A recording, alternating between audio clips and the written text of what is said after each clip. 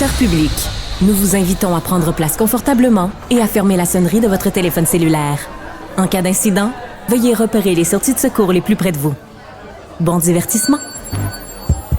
1, 2, 1, 2. OK, c'est bon, on peut y aller. Sophie Durocher. Elle met en scène les arts, la culture et la société. Une représentation pas comme les autres. Sophie Durocher.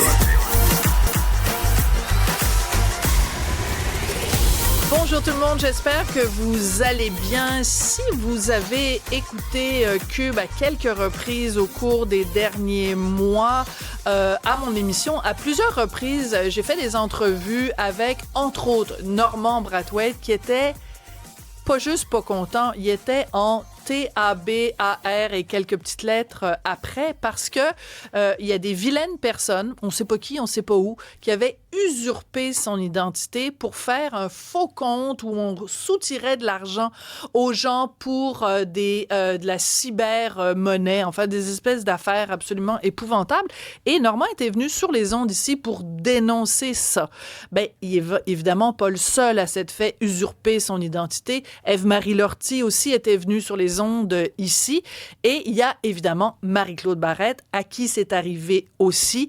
Vous vous souvenez que l'année dernière, Marie-Claude avait lancé une action collective contre Meta. Elle va être avec nous dans quelques instants. Elle est déjà installée à ma droite, mais on va parler donc de son documentaire qui sort très bientôt. Mais d'abord, bonjour Cybèle Olivier. Bonjour Sophie. Moi, je suis très curieuse, Cybèle, de savoir parmi les gens qui nous écoutent, les gens qui nous regardent, combien ont déjà été victimes, même si c'est juste 5 $. Tu sais, ça n'a pas obligé d'être 85 000 $, mais même si c'est juste 5 $ que vous êtes déjà fait avoir avec une arnaque comme ça, on veut le savoir. Ben oui, puis dans la bande-annonce, on va écouter un extrait tantôt, mais ça 500 000 cyber-arnaqueurs dans des usines d'Asie du Sud-Est. Incroyable. Leur job, c'est de vous prendre. Ouais. Et le Canada, c'est le deuxième pays au monde qui est le plus attaqué. Donc, ça se pourrait que ça vous soit arrivé aussi. Écrivez-moi studio@commercialcube.radio ou bien par texto, vous le savez, 1-877-827-2346. Écrivez-nous, même si c'est une petite anecdote, on va être là, on va prendre vos anecdotes parce que malheureusement, ben, ça arrive à bien trop de monde. Et il n'y a pas de profil type, c'est ça, de ça qu'on va parler avec Marie-Claude Barrette, animatrice, auteure. Tu portes toutes sortes de chapeaux, mais là, c'est un documentaire qui s'appelle, j'adore le titre, Marie contre Goliath. Ça va être diffusé à Radio-Canada lundi prochain à 8h. Tu t'attaques à un gros morceau. Marie contre Meta, Marie contre le web. C'est beaucoup, Marie-Claude? Ben c'est beaucoup, mais en même temps, c'est parce qu'on se fait attaquer. Tu comprends? Ça part pas de rien parce que j'ai hésité avant, par exemple, de déposer une action collective. Évidemment qu'il y a deux volets, les victimes d'usurpation et les victimes de fraude. C'est M. John Vien qui représente les victimes de fraude. On est toujours en attente de la réponse si on va aller de l'avant. J'ai beaucoup hésité parce que ça fait peur, honnêtement. Tu sais, je veux dire, ce que tu dis, je trouve que je m'attaque à un gros morceau. Mais plus j'avance, plus que le jeu devient on s'attaque à un gros morceau. Tu comprends? Oui. Nous devons... Puis c'est de la légitime défense, d'une certaine façon.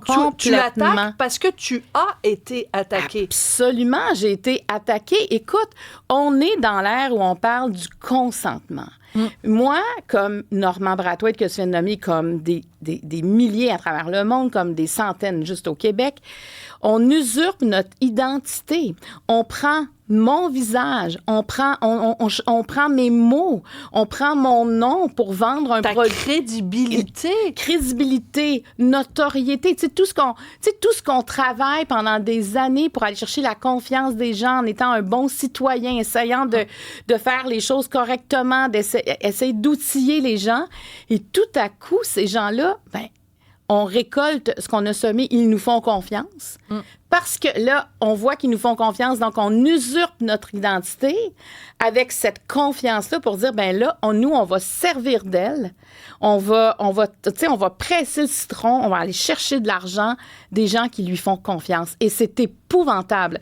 Et c'est sans consentement et on ne sait pas Qui fait ça? Et Meta ne veut rien dire, ne nous répond pas.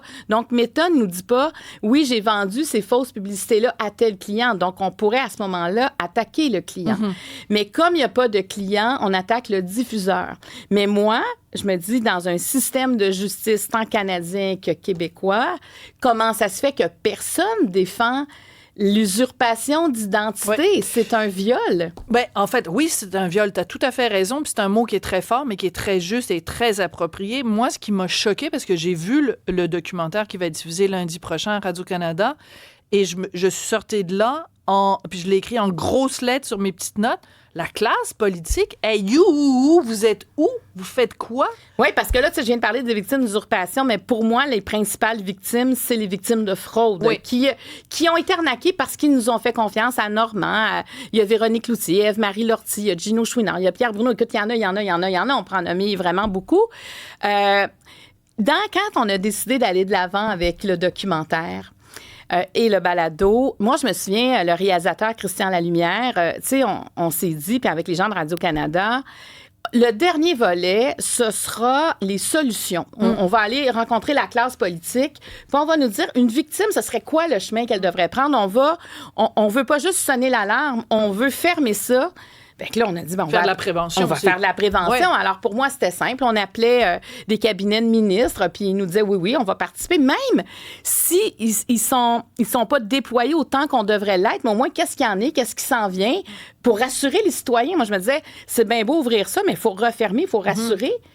Personne. Non, il n'y en a pas un dans ton documentaire? Personne n'a accepté l'invitation. Moi, je trouve ça, honnêtement, puis on te voit à un moment donné, on voit que tu vas sur le site de M. Jolin Barrette, ministre de la Justice, puis il y en a d'autres et tout ça. M. Kerr. Oui, M. Kerr qui était à la cybersécurité. Et ils sont aux abonnés absents. Donc, moi, je veux vraiment leur dire aujourd'hui, honte à vous, au moins, vous auriez pu répondre aux questions de Marie-Claude. Parce que moi, tu comprends, c'était pas... le but, c'était pas de les mettre en boîte. Moi, le but de tout ça, c'est de dire, on s'assoit ensemble, on est tous pris par surprise de la rapidité du développement de ces fraudes-là, entre autres à cause de l'intelligence artificielle. Et de l'ampleur, parce que c'est des centaines de millions de dollars. Puis pourquoi il y en a autant? C'est, par exemple, si on prend le Canada, c'est la fraude où c'est le plus payant, par exemple, la crypto-monnaie, et il y a le moins de conséquences. Alors, imagine la quantité de gens qui vont s'ajouter, puis la quantité de fraudes qui vont toujours augmenter. Et en plus, Sophie, on le sait, on est dans un climat économique fragile présentement, et tout le monde l'annonce que peut-être on s'en va vers une crise économique. Ouais. Si on s'en va en crise économique, qu'est-ce qui va arriver? C'est ce type de fraude-là, dire avec 335 $ canadiens, moi, je peux faciliter votre vie. Oui. Bien, il y a plus de gens qui vont embarquer. Oui, c'est ça, parce qu'il y a une forme de vulnérabilité, évidemment. Oui. Parce que dans ton cas, c'est ça qui est arrivé. Donc, des malfaiteurs, des fraudeurs ont utilisé ton image pour dire, ben si vous investissez aussi peu que 337 $, dans 12 semaines, vous allez être millionnaire. Ouais. Ben, tout le monde a envie d'être millionnaire. Donc, il y a plein de gens qui se sont fait avoir. On va écouter un petit extrait de cet excellent documentaire, vraiment très percutant, qui s'intitule « Marie contre Goliath ». On écoute un petit extrait du documentaire. Tu dis, là, ça va plus, là, parce qu'on se sert de moi, sans mon consentement, pour frauder des gens qui me font confiance. Vous avez cliqué sur le présumé lien que je vous proposais. Combien vous avez perdu? 87 000 que j'ai déposé en canadien. Les fraudeurs sont constamment à la recherche de victimes de toutes les manières qu'ils peuvent. Elle prenait le contrôle de ma vie, elle m'appelait n'importe quand, n'importe quelle journée. Tu voles les gens en passant par moi. Et là, l'indignation. Les tentatives. Alors, beaucoup d'informations en très peu de temps dans ça. Le monsieur qui a perdu 87 000 $, ça a amené à une dépression. Il a perdu sa blonde ou sa femme. Perdu son emploi et je veux pas trop vendre de punch, mais il a pensé au pire. Ouais. Donc, ce genre de fraude-là, on peut se dire, là, c'est pas grave, c'est juste des gens qui sont crédules, mais il y a un problème de santé mentale aussi qui vient à ça, des gens qui font des dépressions, des faillites, des suicides, des divorces. Ouais. Donc, c'est vraiment un cas de santé publique. Oui, absolument. Absolument. Et ça, tu vois, je pense qu'il y en a beaucoup qui découvrent ça, pour ceux qui l'ont visionné jusqu'à maintenant, que ça allume cette lumière-là. Oui. On pensait pas qu'il y avait autant de conséquences. C'est pas juste quelqu'un qui donne son numéro de carte de crédit. En fait, il n'y en a même pas de numéro de carte de crédit. C'est des virements en Bitcoin. Là. Ça, c'est des virements, c'est-à-dire dans des guichets de Bitcoin. C'est des façons de faire assez incroyables là, qu'ils ont pour ne jamais être traçables. Hein, parce que c'est toujours l'objectif de ces fraudeurs-là. Mais c'est... Moi, quand toutes les victimes avec qui j'ai parlé, parce qu'on en voit 3 dans le documentaire, mais le sentiment de s'être fait avoir volontairement, avec une notion de consentement de leur côté, ça apporte une honte qui est incroyable, une culpabilité, mais un isolement aussi. Et là, ils sont obligés de mentir pour camoufler combien ils ont perdu. Des fois, quand ils le disent, ben là, il y a une séparation qui suit. C'est énorme ce qui se passe dans leur vie. Donc, c'est sûr que l'état dépressif arrive parce que tu t'es fait trahir et tu as été consentant à cette trahison-là. C'est oui, une perte d'argent, mais c'est un piratage psychologique. Eh bien, ça commence déjà à rentrer certains témoignages. J'ai pas son nom, mais il me dit, moi, on m'a volé ma photo sur Facebook, en fait, plusieurs de mes photos, et je me suis retrouvée sur un site de rencontre. Il pense, en fait, que les gens utilisaient sa photo et le site pour s'acoquiner avec quelqu'un, par exemple, puis finalement, que ceci pourrait mener à une fraude. Il y a Jonathan, qui est un entrepreneur en construction, qui nous dit, moi, mon courriel, mon cellulaire est publié partout. Je reçois des tentatives de fraude 3-4 fois par semaine, mais moi, au moins, je suis alerte. Et malgré tout, je me suis fait prendre il y a 1 mois. Il avait copié mon fournisseur, envoyé des changements de coordonnées bancaires. Bref, ça arrive. Si tu veux, je continue. Ça, c'est intéressant. Ouais. Martin de Joliette nous dit « Salut Sophie, moi, ma belle-mère de 84 ans se fait tellement solliciter souvent pour de la fraude qu'à son renouvellement d'assurance avec Intact, nous l'avons assuré contre les vols d'identité. » Wow! Ça pourrait être une question qu'on pourrait poser aussi plus tard. Mais je trouve ça intéressant. Je ne sais pas si toi, tu as exploré cette avenue-là, Marc-Claude.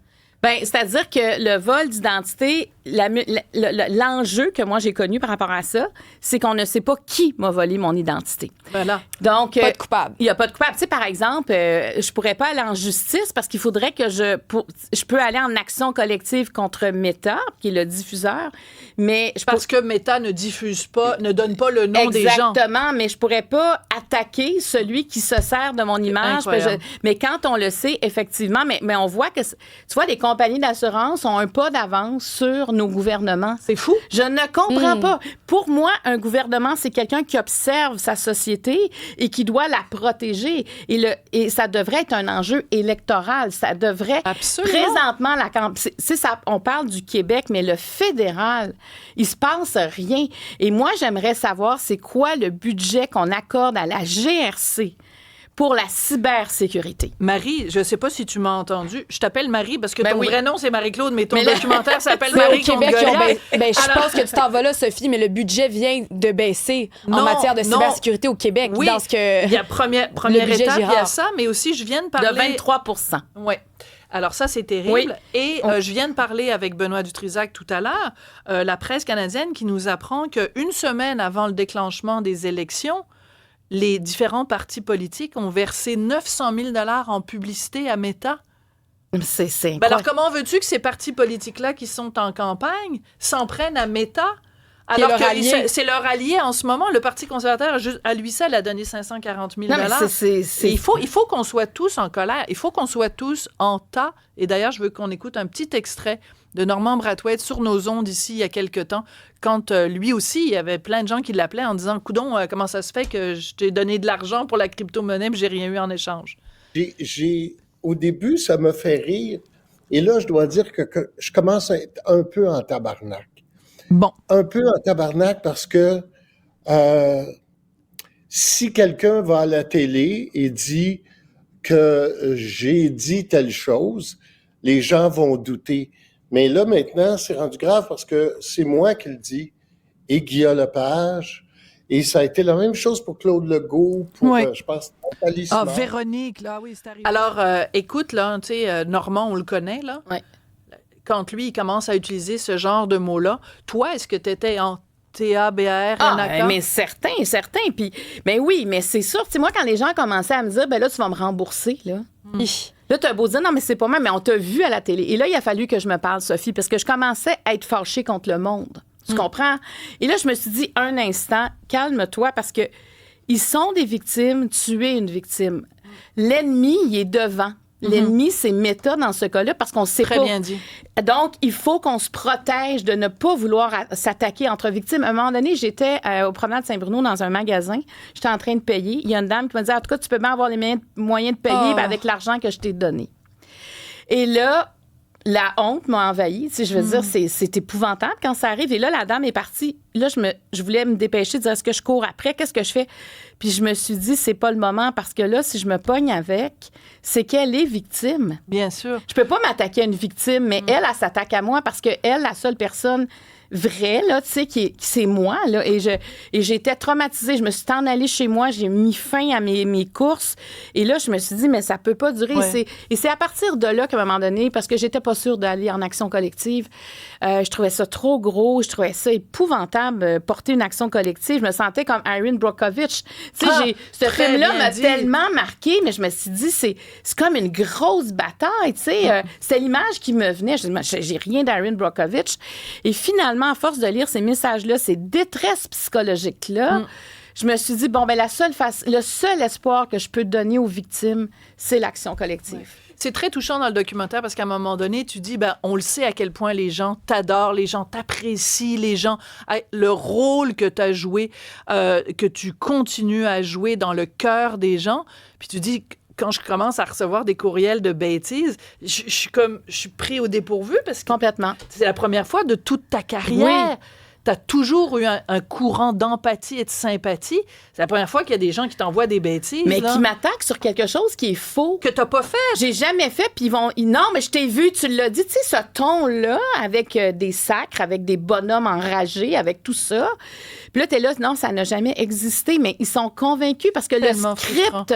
comme j'étais vraiment, tout le monde en parle, cette date-là, et avec le script qu'ils lisent, c'est comme si le cerveau... Parce qu'ils ont utilisé l'intelligence artificielle pour te faire dire des choses que t'avais pas dit. Mais en fait, c'est juste écrit, mais j'ai vraiment été à la télé. Fait que le cerveau, à un moment donné, qu'est-ce qui est faux, qu'est-ce qui est vrai? Et c'est un gros défi. Ce documentaire-là, là, c'est pas une mode, c'est pas la tendance 2025. Moi, je pense que c'est... Mon fils, quand il a vu le documentaire, il dit, maman, c'est le début d'un temps nouveau. Parce que c'est pas dans le sens sympathique de Stéphane Venn. Non, mais dans le sens que ce sera ça le reste de notre vie, le vrai du faux. Puis il dit ce que tu as fait comme documentaire, c'est un sonneur d'alarme, mais il va falloir que ça réveille bien du monde, puis ça va prendre encore plus gros que ça pour réveiller tout le monde. Absolument. Mais je me demandais en vous écoutant, puis je me suis dit, est-ce qu'en même temps, c'est pas la manière ultime pour toi, Marie-Claude, de recoller ta réputation, d'aller là devant tout le monde puis de dire « Hey, regardez, voici ce qui m'est arrivé. » Mais c'est sûr de se positionner de cette façon-là puis de permettre à toutes les victimes d'usurpation d'identité de dire « On est écœurés, là. Là, il faut arrêter de penser que c'est nous. Faut dire à Meta, parce qu'il y a des pays qui ont confronté Meta, mais je parle pas des individus, je parle des États. Et Meta a réduit sa quantité de publicité. Ça commence à faire une différence. C'est l'Australie et le Royaume-Uni. Alors, pourquoi ici, on peut pas... Pourquoi on fuit ici quand on pose des questions à certains ministres? Marie-Claude, on va prendre une petite pause. Oui. Il y a M. Waterhouse qui va être avec nous après. Est-ce que je sais que tu as un agenda là, mais de je vais politicienne? Rester. Tu restes avec absolument. nous? Parfait. On prend juste une petite pause, puis après, on continue ça.